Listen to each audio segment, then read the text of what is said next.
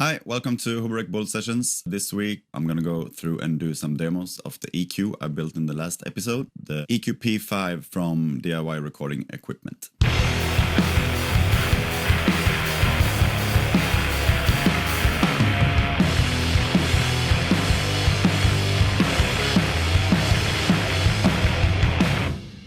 Yeah, as I promised in the last episode, this week I'm gonna do a little demo of the EQP-5 from DIY recording equipment. If you want to see how it was built, since it's a DIY kit, go check out the last video. I think there will be a link up here somewhere.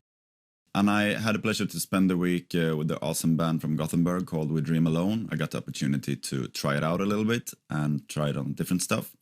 So I'm gonna give you some demos where I run a little bass through it, some electric guitar and some drums. A good thing to know is that it builds upon the idea of the classic Pultec EQ. It's a passive inductor EQ. The original one is a tube amplified one. This, of course, is not, since it fits nicely into a 500 series rack. But it works after the same principles. We have a low and a high band, and both are divided in two, which of one you can boost and one you can attenuate. The main difference here is that in this EQ from DIY recording equipment, you only have two frequencies to choose of on each band. In the low frequency, you can choose between 30 and 60 Hertz. And as with the original, you can also boost and attenuate in the same frequency to get that typical Pultec effect. In the high frequencies, the boost is, you have the choice between 10 and 16K, and in the attenuation, you have a choice between 16 and 20K.